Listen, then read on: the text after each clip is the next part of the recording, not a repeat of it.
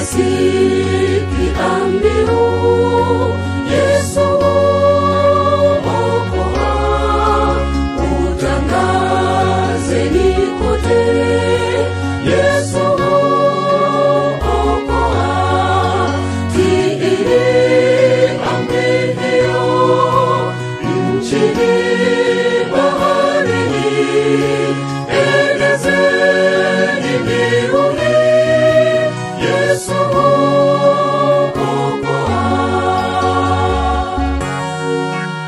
Imba nawe askari, Yesu okoa, kwa nguvu ya kombozi, Yesu okoa,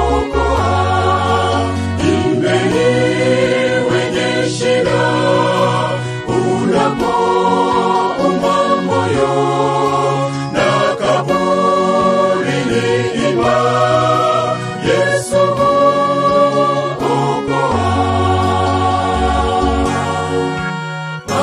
Mawimbini uwele, Yesu okoa, wenye dhambi jueni, Yesu okoa, visiwa na viimbe, vilindi itikeni, na nchi shangilia, Yesu okoa.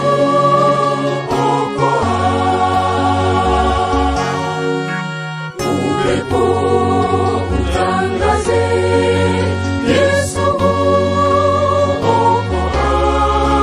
mataifa yashanga, Yesu okoa, milimani bondeni, sauti isikike ya wimbo wa washindi, Yesu okoa, milimani bondeni, sauti isikike ya wimbo wa washindi, Yesu okoa.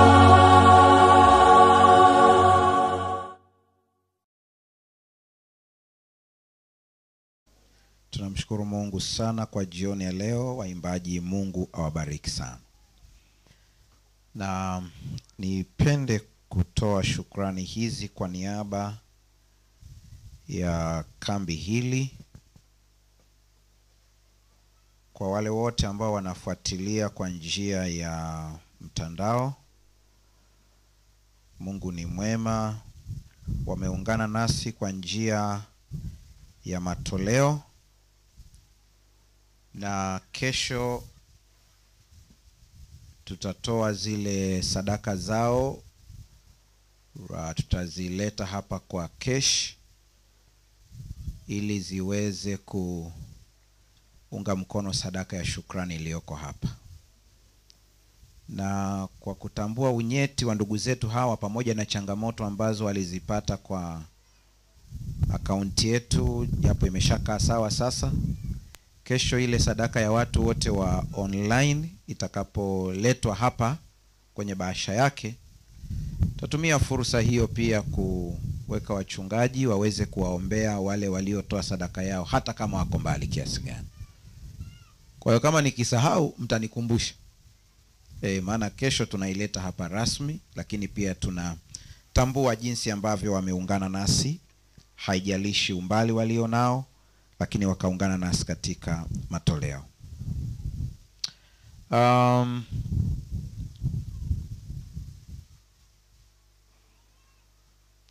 Natamani kuvaa jaketi, lakini kuna bwana hapa ananitia moyo, yeye amepiga t-shirt. Kwa hiyo mwisho nawaza sasa, yeye kama ana t-shirt mimi ni nani? Kwa hiyo nimeahirisha. Yaani umenitia moyo mpaka nimeahirisha. Haleluya. Ya, sasa tulianza, niwakumbushe mambo machache ambayo tumeanza nayo ili tuende vizuri kwa wale ambao walikuwepo na wengine ambao wanafuatilia waweze kuona pale tulipoanza. Tuliangalia mambo 7. Tukaangalia jambo la kwanza, zile dhoruba 7. Dhoruba ya kwanza ni shaka na hofu. Mnaikumbuka vizuri? Shaka na nini? Na hofu. Mnakumbuka Petro alipouona ule upepo akaogopa. Sasa zingatia haya, Mungu aweze kusaidia sana. Hofu ni silaha kubwa sana ya shetani ili kutoa mtazamo wetu. Nirudie tena hiyo ili wote wapate. Hofu ni silaha kubwa sana ya shetani ambayo anaitumia ili kututoa mtazamo wetu kwa Kristo na kuangalia matatizo. Kile unachokiangalia sana ndicho unakipa nguvu. Kwa hiyo kuanzia leo anza kuangalia ni kitu gani ambacho macho yako yanaangalia sana. Kile ambacho unakiangalia sana ndicho unakipatia nguvu. Kwa uchunge sana una focus wapi, unaangalia wapi. Petro wakati anamwangalia Yesu hakuweza kuzama, lakini alipoanza kuangalia upepo, alipoanza kuangalia dhoruba, akaanza kuzama. Unasema mchungaji, unamaanisha nini hapa? Haijalishi unapitia dhoruba gani katika maisha yako, endelea kumtazama Yesu wala usiangalie shida zako. Anasema duniani mnayo dhiki, lakini jipeni moyo, maana mimi nimeushinda ulimwengu. Na angalieni maandiko vizuri yanavyosema, huku ndiko kushinda kuushindako ulimwengu, hiyo imani yenu. Imani ni muhimu kuliko vitu vingine vyote ambavyo unavijua wewe. Ukihitaji kushinda ulimwengu uwe na imani. Imani ni nini? Imani ni kuwa na hakika ya mambo yatarajiwayo, ni bayana ya mambo yasiyoonekana. Shetani anahitaji tuangalie mambo yaliyopo, tuangalie vitu vilivyopo. Mungu anasema hata kama hujaona msaada ukija, ona kama vile upo, maana kiukweli upo. Chochote unachokiona katika ulimwengu wa mwili, ujue kilikuwepo katika ulimwengu wa kiroho kabla hakijaonekana katika ulimwengu wa kimwili. Mtazame jirani yako, muulize umeelewa au hapo umechanganyikiwa. Anasemaje? Mbona nasikia majibu mawili? Haya, waliochanganyikiwa wanyooshe mikono ili tuanze kuwachanganua. Nyosheni mikono. Haya, ambao wanasema mimi nimeelewa. Mliochanganyikiwa mmechanganyikiwa wapi? Hapo kwenye vitu vya rohoni na vya mwilini. Hapo ndio mchanganyiko ulivyotokea. Haya, mchungaji yetu yuko pale. Tusomee kitabu cha Waebrania sura ya 11 ili watu waanze kuelewa. 11, Waebrania 11. Waebrania sura ya 11, anza mstari ule wa kwanza. Kitabu cha Waebrania sura ya 11 aya ya kwanza anasema, ndio, kuwa na imani ni kuwa na hakika. Mchungaji, hebu weka nukta hapo.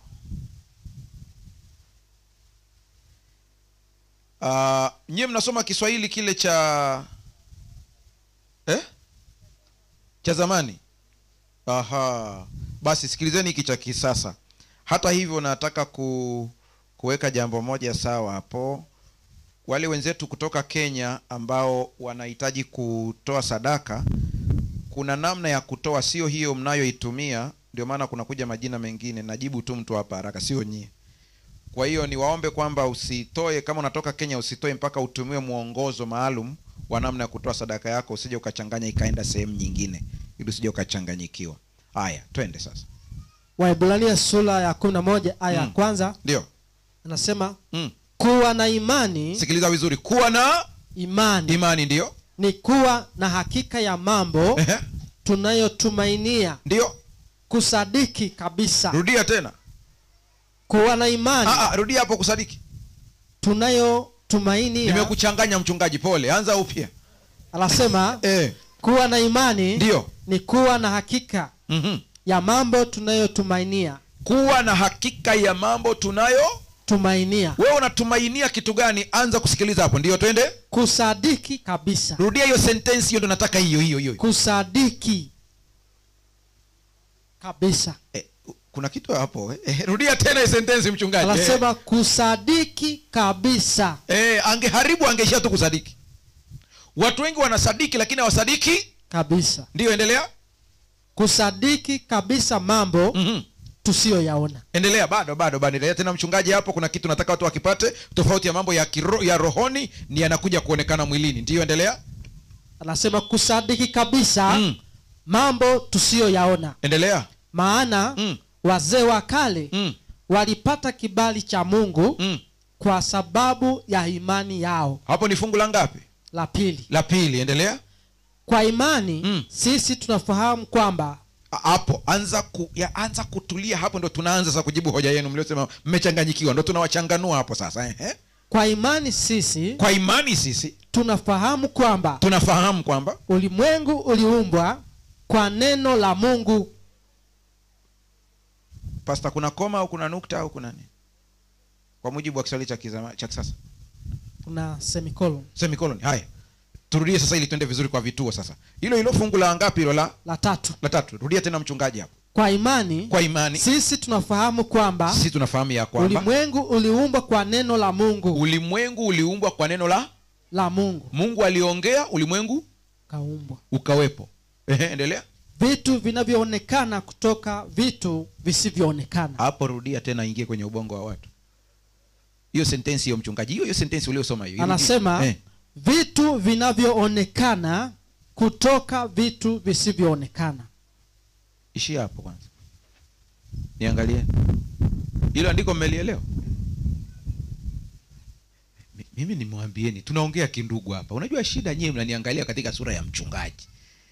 Kwa hiyo mpaka mnaogopa hata kuniambia hapo hatujaelewa. Nitavua haya makoti na matai nivae jacket. Haya, hiyo sentensi mmeielewa hapo?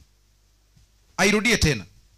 Hiyo sentensi ya mwisho mchungaji, irudie hiyo. Anasema vitu vinavyoonekana kutoka vitu visivyoonekana.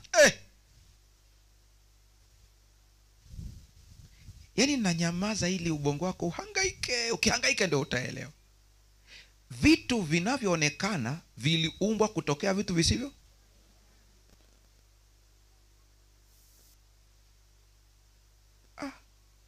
Haya. Hapo ulipokaa usinijibu kwa sauti, jibu kimoyomoyo. Ni kitu gani ambacho unakitamani, unasema hiki ningekipata ningefurahi sana? Jijibu wewe mwenyewe. Umeshajijibu? Umejijibu? Nimeona mpaka mwingine amefurahi, maana kama amekiona hivi kimeshatokea kabisa. Umejijibu mwenyewe.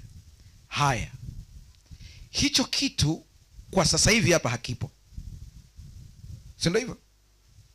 Lakini anasema vitu vinavyoonekana vimetengenezwa kutokea vitu visivyo.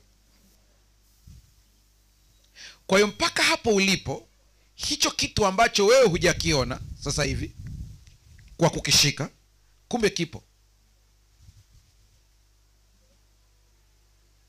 Pastor, kipo wapi? Kipo kwenye ubongo wako. Kwa hiyo vitu vinavyoonekana hivi hapa unaviona vilitengenezwa kutokea vitu visivyo. Ndio maana nikamwambieni chochote ambacho wewe unakitaka kabla hakijatokea katika ulimwengu wa mwili lazima kianze kwenye ulimwengu wa nini? Wa roho. Niende zaidi ya hapo. Watu wengi wanaposikia hii, wale ambao ni wajasiri wanasema kweli hiyo kitu imenipata. Narudia tena, mimi sio nabii wala mwana wa nabii. Na mimi sio mtafsiri wa ndoto kama Yusufu, nafundisha tu. Watu wengi sana ambao wanapitia changamoto hii, anakuambia labda anaota ndoto, yuko shule, yuko chuo kikuu, lakini anajiona yuko primary. Anaona yuko sijui darasani. Mwingine anakuambia anaingia kwenye mitihani, lakini naona ule mtihani sifanyi, au nimechelewa. Kuna vikorokoro. Yaani ukishaona tu hivyo vitu hivyo, ni dalili mojawapo inayokuambia ya kwamba kuna kitu kinakurudisha nyuma katika maendeleo yako. Kwa hiyo wote waliopitia hili zoezi, ambao wamepitia hili zoezi, ukimuuliza anakuambia ni kweli kuna kitu. Yaani nashangaa tunarudi nyuma. Ina maana kwamba kabla hujarudi nyuma katika maendeleo yako kimwili kaonekana, ulianza kurudishwa nyuma.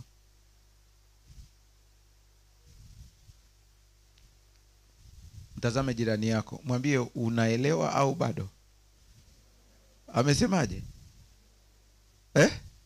Bado. Haya. Mungu atusaidie sana. Mfalme akaota ndoto, akaona mti mrefu, mlinzi akasema ukatwe. Mnakumbuka hiyo story? Ipo kwa Danieli ngapi? Danieli? Haya, hiyo ile ndoto ilikuwa inamaanisha mti. Akaambiwa huo mti ni nani? Wewe mfalme. Sawa sawa kabisa, ni yeye mfalme.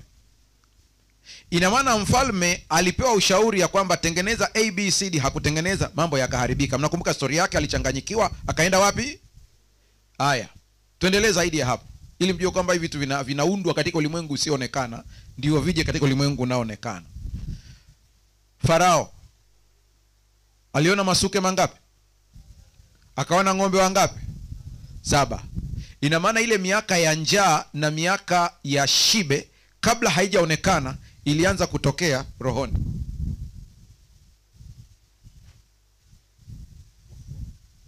Mungu atusaidie. Na nyamaza ili ujue kwamba kuna vitu Mungu alishakufunulia wewe mwenyewe muda mrefu lakini hukujua. Mpaka ukaingia kwenye matatizo. Laiti ungelikuwa na jicho la kiroho ungezuia. Haleluya.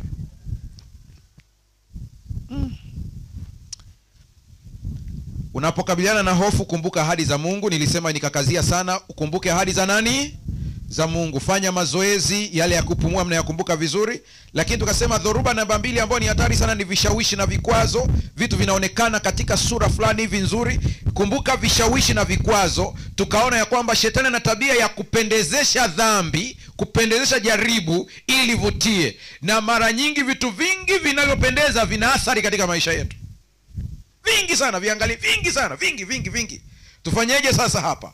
Sasa utashindaje vishawishi? Namba 1, epuka mazingira yanayochochea tamaa. Nimesemaje? Kabisa. Unajua hata pombe inavutia ukitazama kwa jinsi ilivyo. Misali anasema kabisa, usione mvinyo inavyoshuka katika bilauri. Kwa hiyo ina maana kwamba kuna saa inatamani, yani inakutamanisha kabisa na uweze kuweka kidogo. Umeona wakitangazia kale kasoda, uwezi kukuta wanatangaza ovyo, huwa wanamimina namna hata kwenye TV unasikia mpaka sauti ya kale ka liquid yani mpaka unasema ngoja niguse kidogo. Ondoka au epuka maeneo yenye vishawishi. Usipende kukaa hapo. Kuna mtu ananisikiliza, Mungu amekuokoa kwenye urahibu wa pombe, urahibu wa bangi, urahibu wa sigara, urahibu wa kubeti. Bwana mmeshtuka. Huku watu pia mpaka huku. Kuna wanaobeti mpaka huku pia. Kubeti ni ugonjwa pia, ni ugonjwa wa akili pia. Kamari, iko kabisa.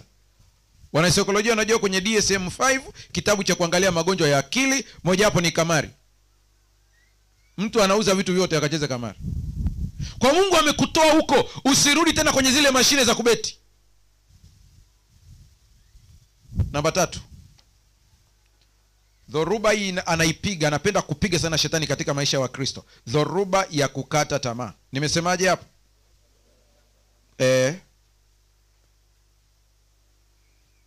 Dhoruba ya kukata tamaa. Kuna watu hata hapa tulipo namna hii, maisha yanakupiga mpaka unakata tamaa. Saa nyingine nasema tu Mungu atusaidie wazee wa kanisa na wachungaji tuweze kujua vizuri namna kusaidia watu waliokata tamaa. Kuna watu wanapambana na dhambi, anapambana, anajaribu inamwangusha. Lakini huyu mtu wakati mwingine si kana kwamba anafurahia, anapambana, anaumia, anakata tamaa maana anaona kana kwamba haiwezekani. Nina habari njema kwako. Yesu aliyepambana mpaka mwisho kwa ajili ya Yuda atapambana kwa ajili yako pia. Hawezi kukuacha kienyeji. Wafalme wa kwanza sura ya 19 fungu la 4. Wafalme wa kwanza sura ya 19 fungu la 4. Mchungaji anaweza katusomea hapo. Wakati anaendelea kutazama hapo mchungaji, Wafalme wa kwanza sura ya 19 fungu la 4.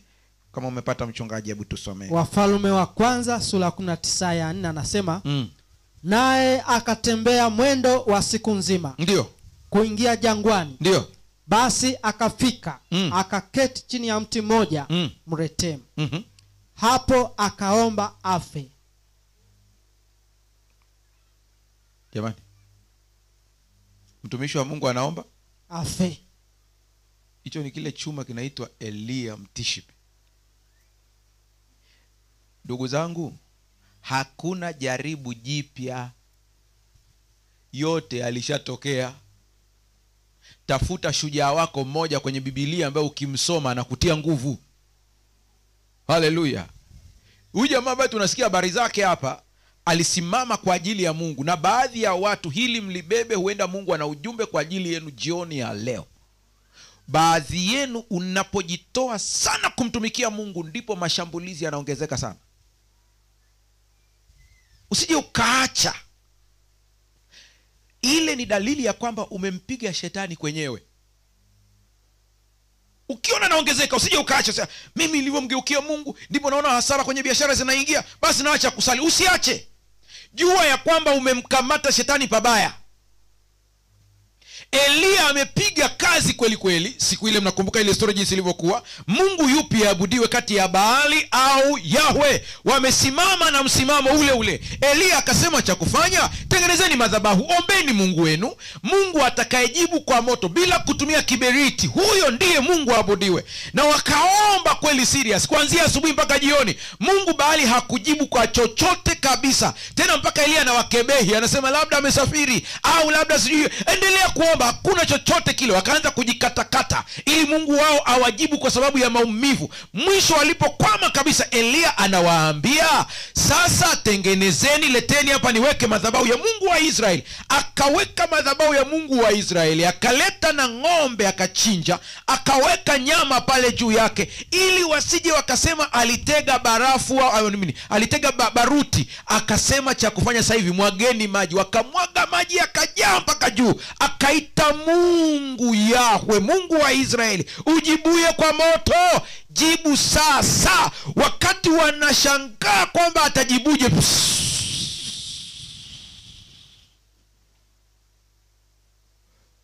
haleluya, moto ukashuka ukala ile sadaka mpaka na mawe. Alafu manabii wa Baali wamesimama pale.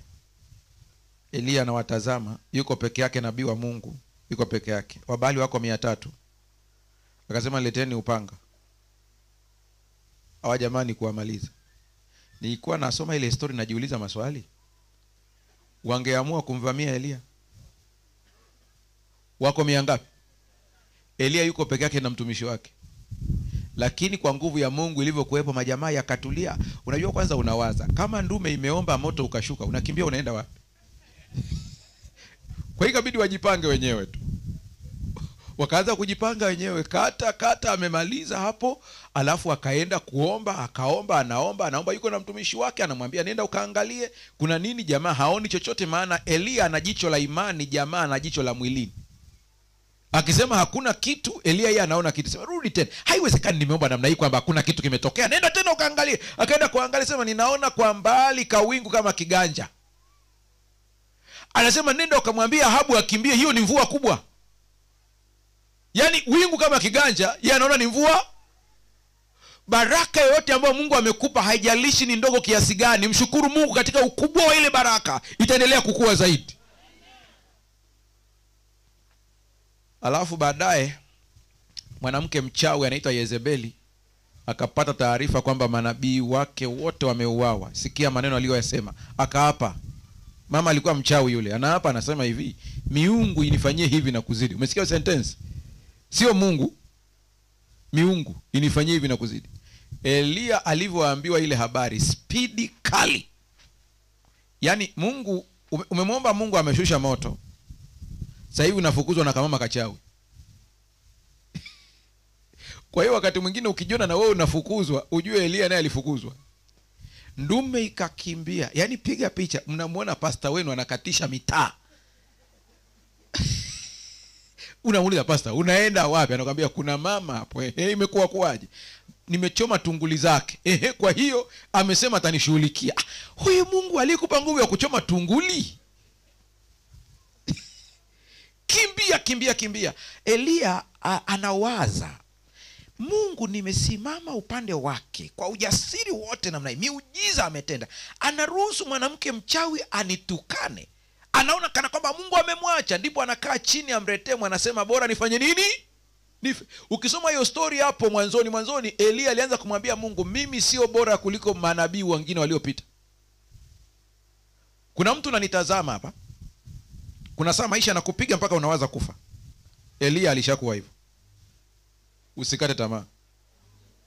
Haleluya. Mpaka unawaza kabisa. Na wakati mwingine kuna changamoto tunazipitia kwenye maisha. Ukimsikia mwenzako ameokolewa katika hatua ya kujiua, msikimbilie kumlaumu kwanza, hujui alikuwa anapitia nini. Nimewaambieni, niliona mtu ameokolewa anajaribu kujirusha, jamaa wakaruka kwenye maji na wakampata. Walivyompata wakamla viboko vya kutosha na makofi. Sasa huku watu wana comment wanasema mambo ya misongo ni kwa wazungu, sisi hatuna misongo. Tuna misongo pia, ipo pia sana tu. Mungu atusaidie sana. Alafu anasema bora nife. Usikate tamaa. Shetani anatumia hii dhoruba ya kukata tamaa kwa maneno yafuatayo. Ukiasikia kwenye ubongo wako tu, ujue huyu anayesema nami ni shetani. Moja, maisha yako yamefika mwisho, hakuna unachoweza tena, huna msaada wowote, usihangaike, hakuna njia nyingine. Hayo maneno yanajaa, yakijayo maneno unaanza kuona njia zinafunga, hakuonyeshi njia yoyote, ile anaziba kila sehemu. Na mimi nataka nikuambie hivi, ukisikia hii kitu inakuja kwenye akili yako, tumia ahadi ifuatayo, na yaweza mambo yote katika yeye anitiaye nguvu.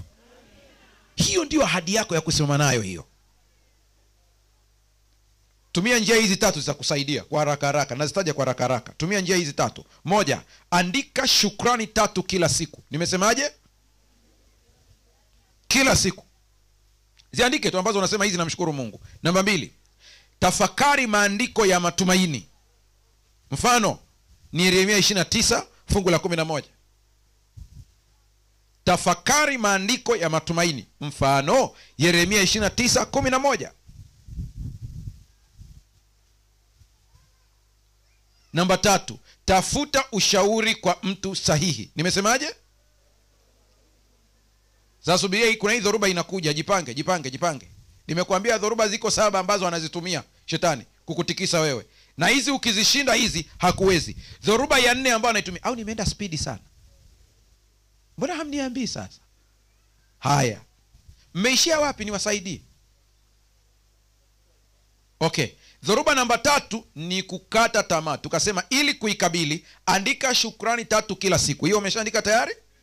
Namba 2, tafakari maandiko ya matumaini, ambao nikasema mfano wake ni Yeremia 29:11. Hiyo umeandika tayari? Alafu tafuta ushauri na maombi kwa mtu sahihi.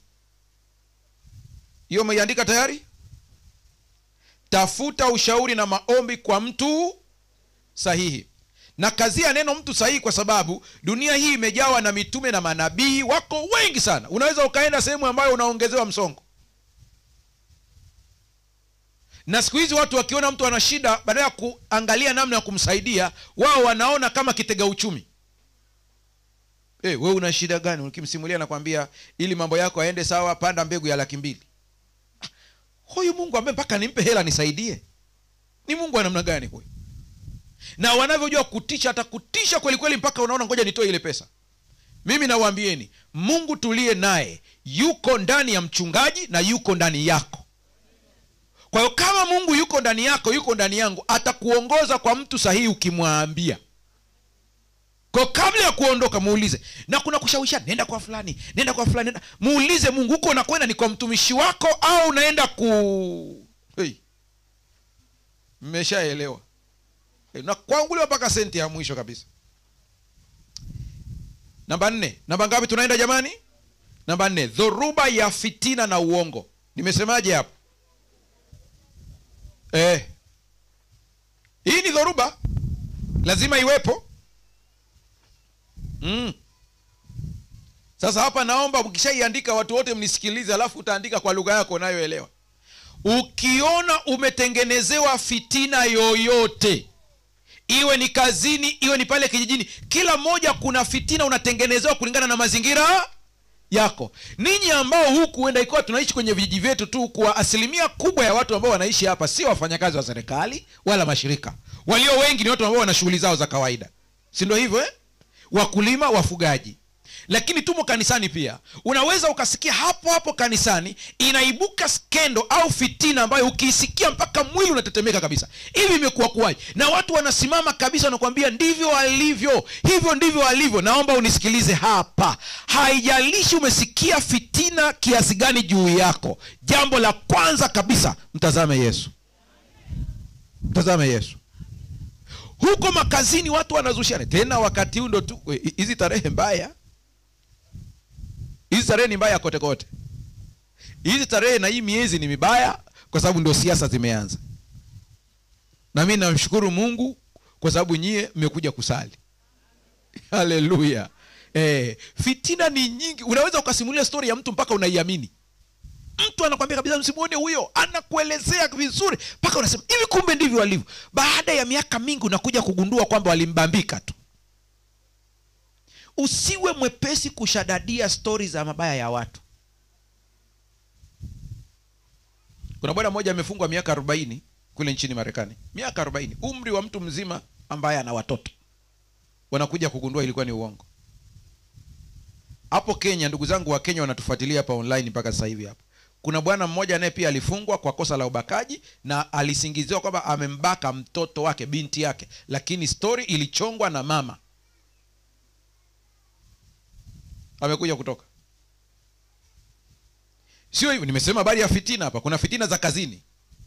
Kazini huko kwenye makazi huko, watu serikalini, sio kwenye mashule, sio maofisini, sio wapi. Kuna watu mawakala wa shetani, kazi yao ni kuunda fitina dhidi ya wenzao. Ataunda story mpaka utafukuzwa kazi. Wapo. Na msije mkajidanganya mkadhani kwamba eti mkija kanisani hakuna fitina. Nimesema hivi, kama Yesu alikuwa na wanafunzi 12 na mmoja alikuwa ni shetani, Yuda Iskariote, sembuze sisi kuna mashetani wangapi? Wa kutosha kabisa. Kuna story moja ilisambaa miaka ya 90 na kitu hapo, ilitokea kule Ghana, lakini Nigeria ndio wakaitengeneza vizuri ikapendeza. Nasema ikapendeza japo inauma. Mchungaji mmoja ambaye tu wazee hapo kanisani walikuwa hawampendi kwa sababu ya mambo yake jinsi alivyo, wakamuundia story nzuri sana. Wakachukua binti, wakamwambia nenda kwa mchungaji hapo ofisini. Mchungaji yuko ofisini hana habari. Kumbe yani ule una mchoro umechorwa vizuri kiasi kwamba hata kujitetea haiwezekani. Binti yuko pale analia, pastor na matatizo na nini, pastor amekaa hapa, binti amekaa pale. Mchungaji anamhurumia binti yake wa kanisani. Nini imekukuta? Anamuelezea. Kumbe yote imechorwa vizuri, wametengeneza mazingira vizuri. Binti pale pale akavua nguo, akachana kabisa, akaanza kupiga yowe. Ananibaka, jamani mnisaidie, jamani lazima mnisaidie. Watu wakaja pap, walivyokuja pale na mashemasi, tulikuwa tuna kikao tu hapo. Yaani angalia kikao kilikuwepo, kwa hiyo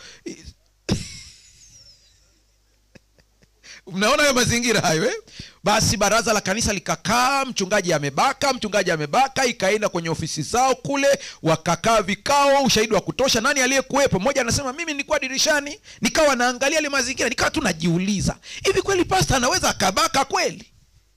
Niliposikia kelele tukasema tuingie tumsaidie huyu mtu. Wakakaa kikao cha makao makuu, mchungaji akafutwa kazi, akarudi kijijini.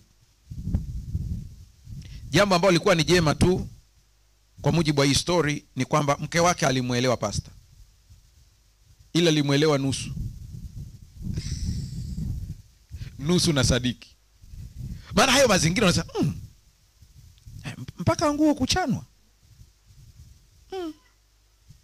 Haya mazingira yana utata. Baada ya miaka, kama sijakosea, maana historia ya muda mrefu sana, baada ya miaka 18. Miaka 10 na ngapi? 10 na ngapi? Huyo mchungaji, hebu mfikirie afya yake ya akili. Kama hana Yesu zinafanya nini? Zinahama kabisa. Dadangu ameongea, zinahama. Unashangaa dishi limeyumba linakamata channel za Kihindi tu.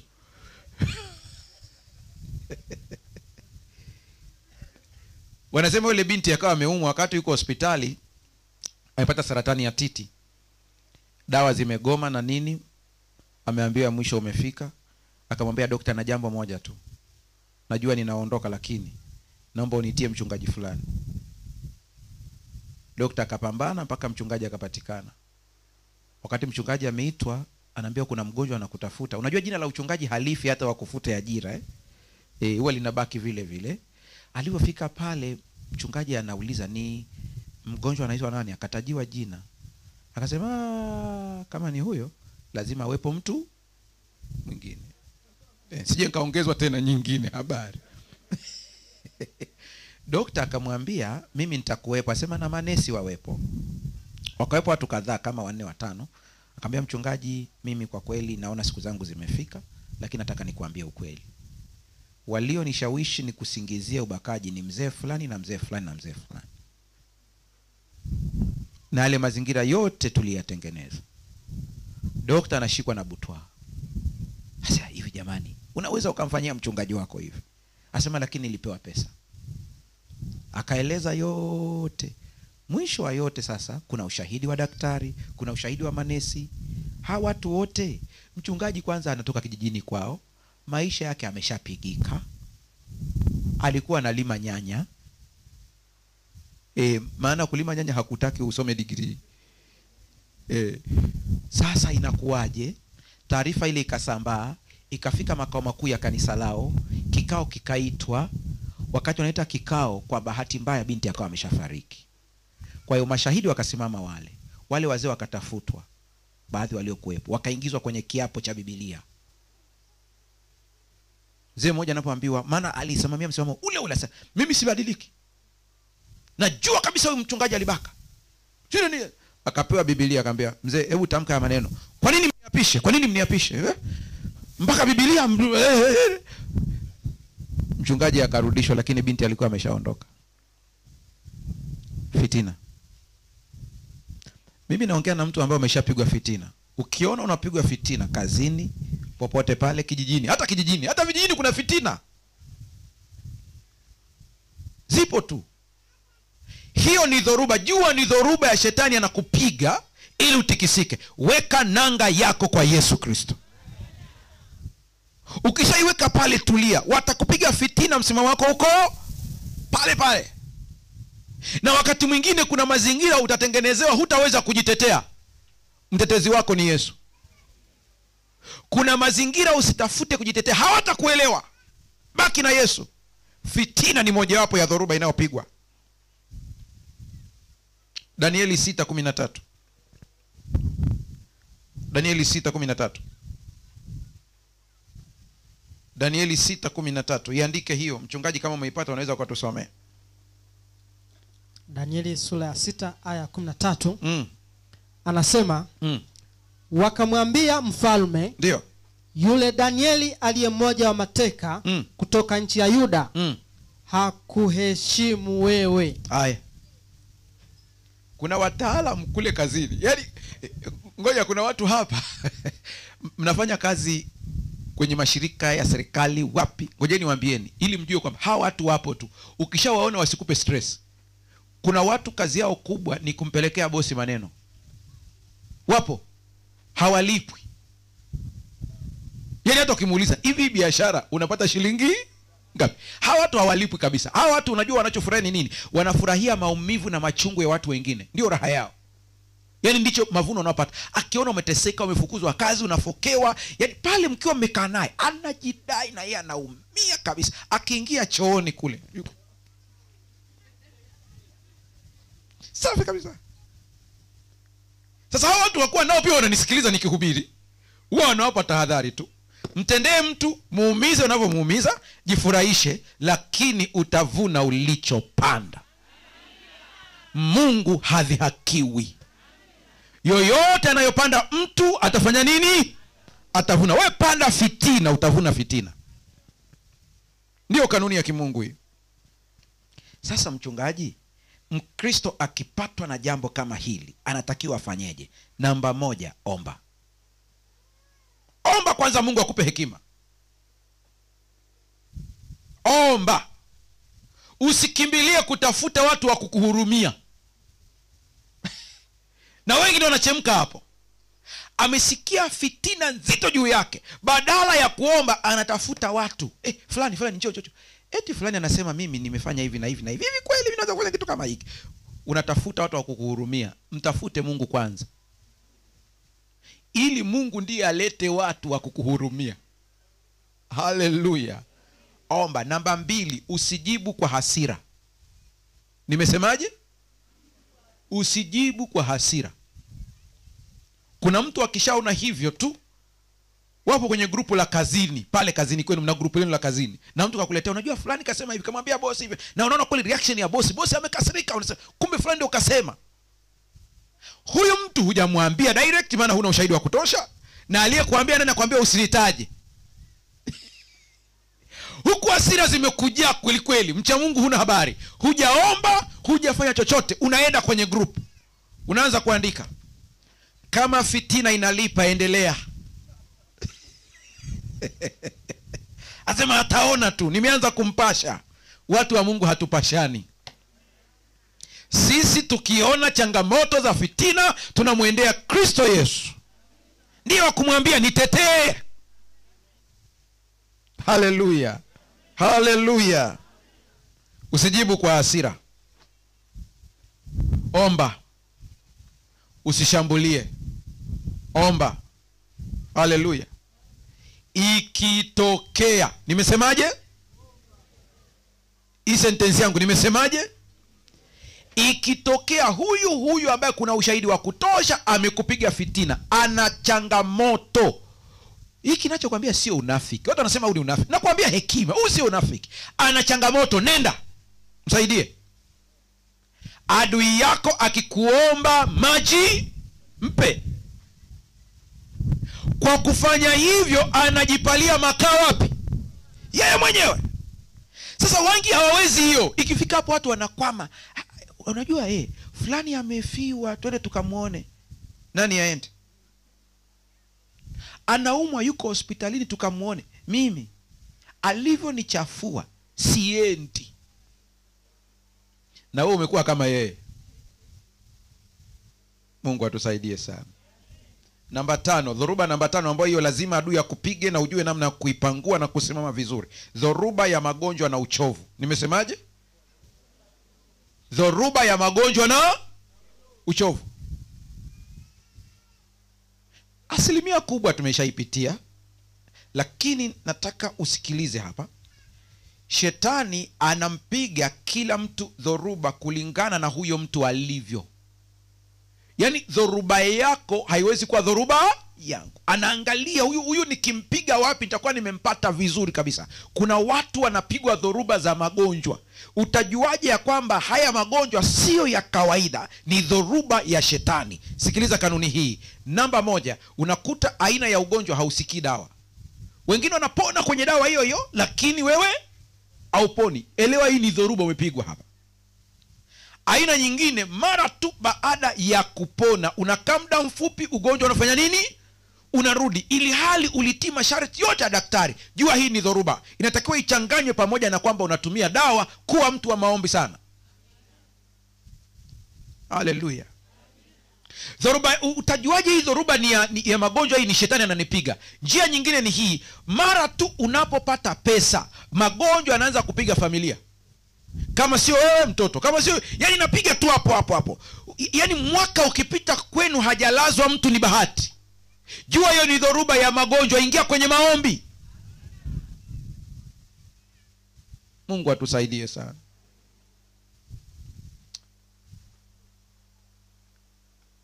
Mingine ni magonjwa ya muda mrefu. Unakuta ugonjwa umeenda muda mrefu, mtu ameumwa muda mrefu, kama ni kidonda hakiponi.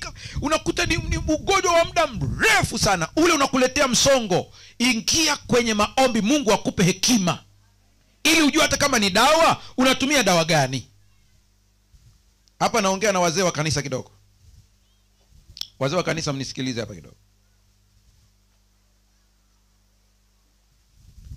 Mkiona muumini wenu ameumwa muda mrefu, kwa mujibu wa kitabu cha Yakobo, tunatumia maombi maalum ya kumpaka mafuta. Si mnajua hilo andiko Na mna kitabu chenu cha wazee wa kanisa kinaitwa muongozo wa wazee. Ule wa wazee. Acha ule muongozo wa kanisa. Ndio, kuna muongozo wa kanisa, lakini pia kuna muongozo wa wazee. Wangapi wazee wa kanisa mna kile kitabu cha muongozo wa wazee? Nyosha mkono kama mnacho. Nimeona mmoja, wawili. Ni tofauti na muongozo wa kanisa. Msichanganye hivi vitabu viwili, viko tofauti kabisa. Kuna muongozo wa kanisa, kuna muongozo wa wazee.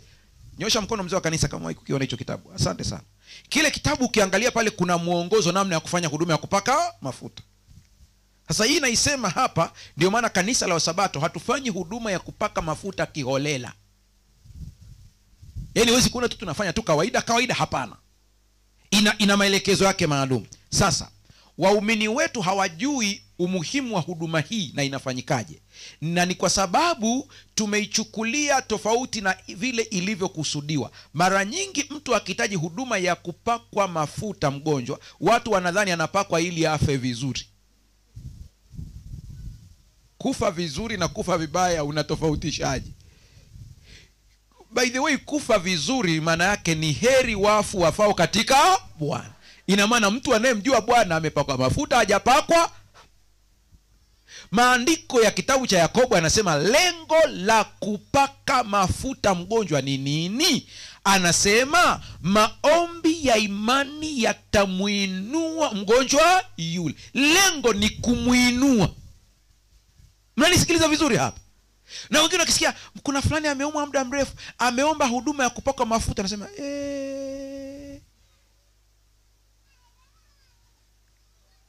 Nakumbuka niliitwa kwenye huduma mahala fulani. Mtoto amemwona mama yake ameumwa sana, akamwambia, "Unaonaje tumuite mchungaji ili ifanyike huduma ya kupaka mafuta?" Sasa, "Mmeona nataka kufa."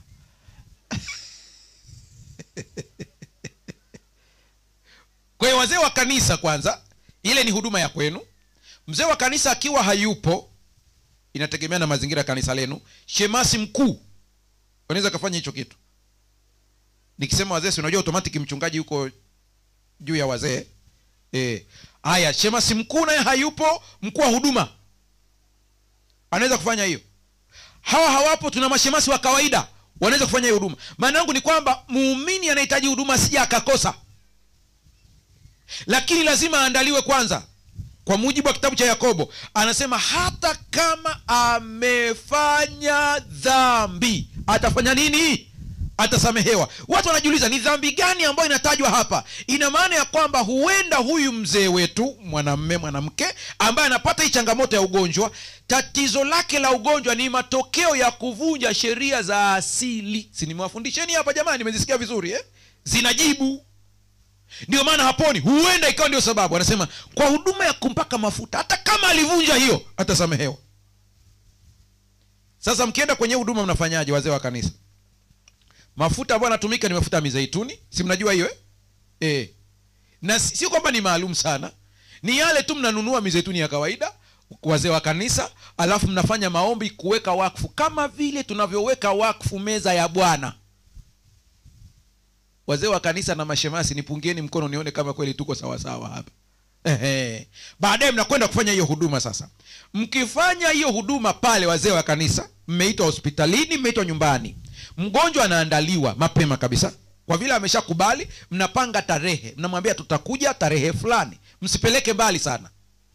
Kama ameomba labda leo, ikiwezekana mwende leo. Kama ameomba leo kule ni mbali, mnaenda kesho. Muandaeni kabisa. Mpeni muda wa toba. Yeye mwenyewe aongee na Mungu wake, atubu dhambi zake, aungame dhambi zake. Tuko sawa sawa? Akishamaliza, someni andiko fupi la matumaini la kuonyesha uponyaji, hasa kitabu cha Yakobo kama tulivyosema kile, lakini pia mnaweza mkatumia Zaburi, mkatumia Isaya, kwa kupigwa kwake sisi tumepona. Zaburi anasema sehemu nyingine ya kwamba anayaponya magonjwa yetu yote. Mnaweza mkatumia maandiko kama hayo. Mkimaliza kusoma lile andiko, mmoja kati ya wale wazee anaomba ombi la kuanzisha huduma. Akiomba, akimaliza, anayefuata anaweka kidole chake katika ile chupa, anapata mafuta ya kutosha, anampaka mgonjwa kwa kutumia kidole gumba kwa jina la Bwana. Kitabu cha Yakobo kimetoa maelekezo hayo. Apakwe mafuta kwa jina la Bwana. Ukishasema pale kwa jina la Bwana, maana yake kuna maneno unayatamka kabla ya kumalizia kwa jina la Bwana. Natoa tu mfano. Sipo kwenye semina za wazee wa kanisa, ila nimesema tu ili tuweze kuelewa. Unamshika mgonjwa, unampaka mafuta ya kwamba fulani ninakuweka wakfu mbele za Bwana. Bwana akupiganie, Bwana akupatie uponyaji, na hata ikiwa kuna dhambi uliofanya, Bwana na akusamehe kwa damu ya Yesu Kristo. Na kuanzia sasa tatizo lako tumeliweka katika mikono ya Mungu. Tamaa yetu uweze kupona, mapenzi yake yatimie kwa jina la Yesu, amen. Unampaka mafuta kwenye paji la uso, mnaondoka. Msinywe chai.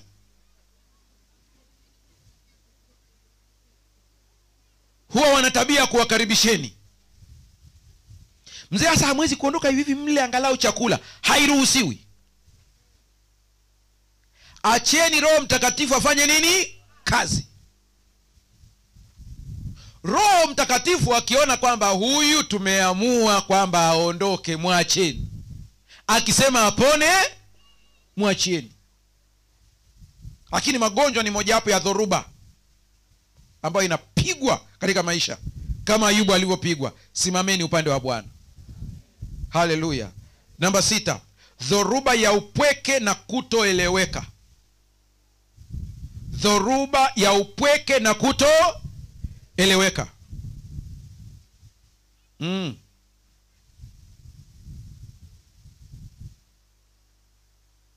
Ukishaandika hiyo, nataka nielezee, twende ya 7 tuingie kwenye maombi. Dhoruba ya upweke na kutoeleweka. Yaani kuna wakati sio kila mtu anapigwa. Kumbukeni nimewaambieni kwamba adui anampiga kila mtu staili yake. Anatengeneza mazingira ambayo watu wanakutenga. Yaani kama ni kazini hakuna naye kukubali, ukienda huku hakuna naye kukubali, unajaribu kufanya jambo, yaani unaonekana kama, yaani hata kama ni bosi wako anakukataa, ukifanya kazi unakosolewa, yaani kila kitu kiko sawa. Ukiona hizi dalili, jua ni dhoruba ya kishetani. Ingia kwenye maombi. Acha tabia kwanza bosi ni mbaya. No, haiwezekani bosi akawa mbaya peke yake. Maana ukitoka bosi huyu, unashangaa hata wenzako kwenye timu hawakukubali. Hivi mimi nina kasoro gani? Jua hiyo ni dhoruba. Badala ya kuanza kushambulia watu, ingia kwenye maombi. Unakataliwa, unaanza kuwa mpweke, unatamani kuwa peke yako tu. Ukianza kuwa peke yako, ile utaki watu, ni hatari. Maana shetani atachukua kigoda chake, atakuja kukaa na wewe, anaanza kukuambia maneno, jiue, huna thamani duniani. Au anaweza kuambia anza kunywa pombe uondoe mawazo.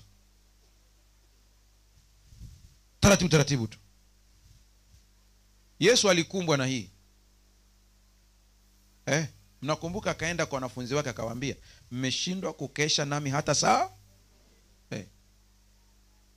Ukisikia maandiko yanasema alichukua udhaifu wetu, alichukua udhaifu wote mpaka kutengwa. Aliuchukua. Huna haja ya kuubeba wewe, mwendee Yesu. Unasema, mchungaji, sasa ikinikuta hii nifanyeje?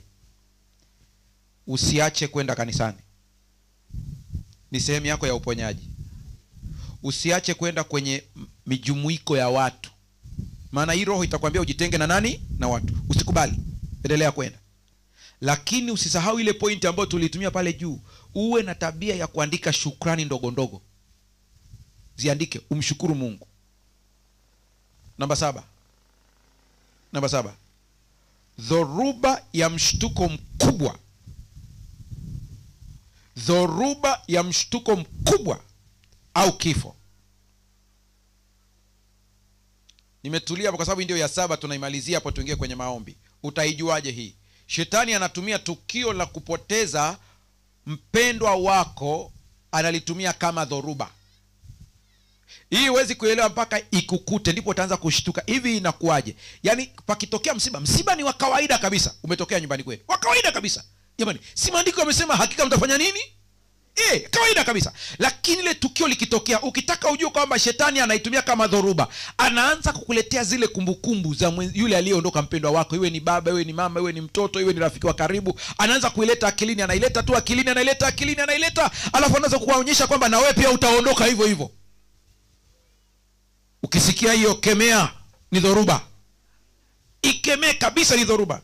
Kwa baadhi yenu mpaka anakuwekea kwamba na wewe hata siku ukiondoka tukio litakuwa hivi, anajenga hizo picha. Mkemee, usimkubali, ni dhoruba hiyo. Kitabu cha Ayubu sura ya 1 fungu la 21. Hiyo andika tu, tutaisoma sasa hivi. Anasema nilitoka tumboni mwa mama nikiwa uchi, nami nitarudi huko nikiwa uchi hivyo hivyo. Ni kama vile Ayubu anasema siogopi chochote kile, hakuna cha kunitisha. Naomba msimame. Naomba msimame. Naomba msogee hapa mbele.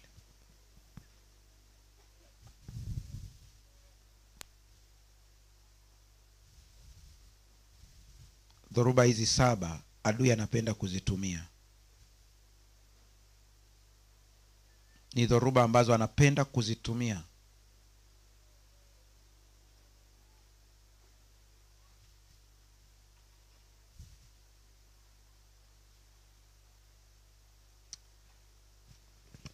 Mshikilie Yesu.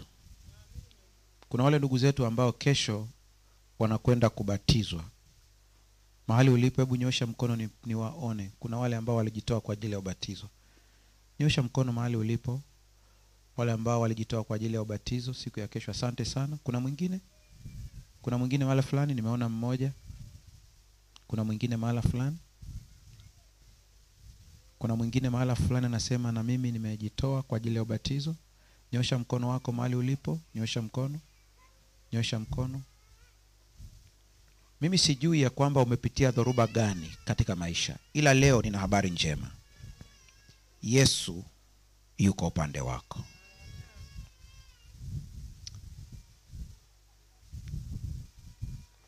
Rafiki yangu uliyeko hapa, usiache kuomba hekima ya Mungu wakati wa dhoruba. Nami nakuachia dakika 1, fumba macho yako. Umwambie Yesu, ikiwa kuna dhoruba yoyote iko mbele yangu, nisaidie. Ikiwa kuna dhoruba yoyote ambayo huenda unaipitia sasa hivi, mwambie Yesu akusaidie. Fumba macho yako tunapoomba sasa. Na kuachia dakika chache, ongea na Mungu. Huenda kuna mtu unamfahamu anapitia dhoruba hizo, muombe. Aweza kuwa rafiki yako, ndugu yako wa karibu. Taja jina lake sasa tunapoomba kimoyo moyo.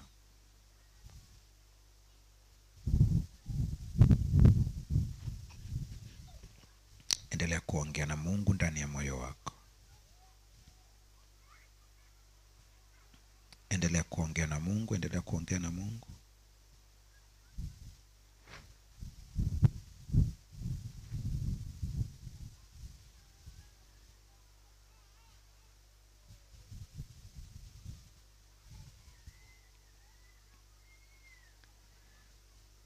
Endelea kusema na Mungu ndani ya moyo wako.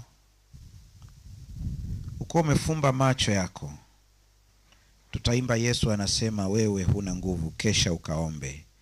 Wimbo huu uwe ni neno la Mungu anatusemesha. Uko umefumba macho yako.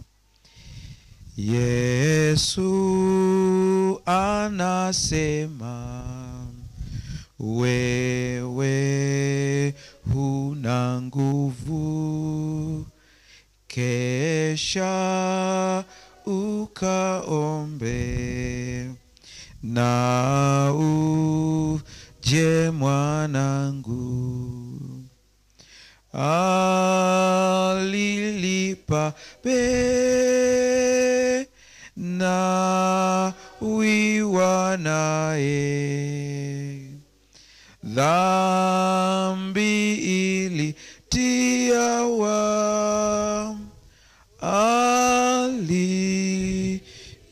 aliiondoa. Baba yetu, Baba yetu, Mungu wetu, Mfalme wa falme, Mungu wa miungu, tumesimama mbele yako wewe uliye Mungu wa pekee wa kweli. Tumesimama mbele yako tukikushukuru, maana umetuambia hizi dhoruba zikija tusije tukachukulia za kawaida. Tusaidie tuwe na macho ya rohoni ya kuona ya kwamba hii ni shambulio la kiroho, tuje kwako kutafuta hekima. Baba, ninaomba kwa ajili ya mtoto wako mmoja ambaye yuko hapa sasa hivi, mwingine anafuatilia akiwa mbali, ambaye dhoruba moja wapo ya hizi imempiga. Leo ninamuombea kama Yesu ulivyosema, ukamwambia Petro, shetani amepanga kuwapepeta kama ngano, lakini nimekuombea wewe imani yako isitindike. Nami ninaomba kwa ajili ya yeyote ambaye huenda dhoruba iko mbele, imani yake isitindike. Inawezekana kuna ambaye hivi tunavyoongea na kuomba hapa tayari anapitia hiyo dhoruba, imani yake isitindike. Kuna mwingine anajisikia kukata tamaa, mshike mkono. Haijalishi ni dhoruba gani.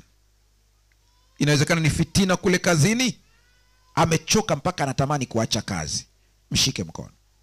Inawezekana ni dhoruba ya magonjwa, yamejirudia rudia, mengine ni ya muda mrefu, mponye. Baba, ninakushukuru maana mwingine wena ni dhoruba ya mashaka. Ikiwa ulimsaidia Petro, msaidie na yeye pia. Roho akamsemeshe ndani ya moyo wake, badala ya kutazama changamoto akakutazame wewe. Mfalme wa amani, tunaleta majina ya ndugu zetu wa karibu, tunaleta majina ya marafiki zetu. Hata hivi tunavyoomba, kuna jambo limepita kwenye akili ya mtu, amemkumbuka rafiki fulani ambaye anapitia dhoruba hizi. Sikia maombi yetu. Mtazame Mwokozi, usoni mwake mzuri, mambo ya dunia hugeuka, uso wake tukiuona. Tusaidie Yesu, tukutazame wewe.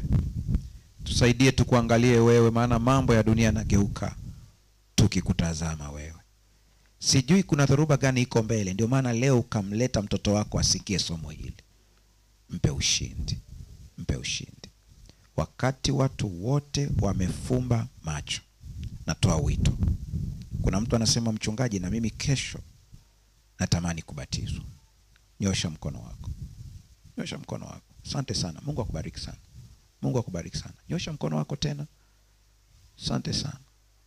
Asante sana. Baba, wote ambao wamenyosha mikono kwa ajili ya ubatizo, wabatize kwa Roho Mtakatifu. Wape ushindi wa dhambi. Shusha mkono wako. Asante Mfalme, maana unakwenda kutenda. Na ikiwa katikati yetu kuna mtu yeyote anayepitia ugonjwa wa aina yoyote, tunamleta mikononi mwako. Leo naleta ombi rasmi kwa ajili ya wazee wa kanisa. Naleta ombi rasmi kwa ajili ya mashemasi. Baba, ninakusihi ukawapake mafuta ya kiroho upya. Watakapoingia katika nyumba za watu, ukawajaze moyo wa ajabu, ili watakaposema nao wakahuishe mioyo yao. Watakapoombea wagonjwa wakapate kupona. Wakitamka faraja kwa watu ikawe. Wakiwatamkia ambao matumbo yao yalifungwa ili yakafunguliwe ikawe hivyo. Asante, maana umetenda zaidi ya vile tuombavyo. Kwa jina la Yesu tumeomba na kuamini. Amen. Bwana awabariki sana. Barikiwe na Bwana.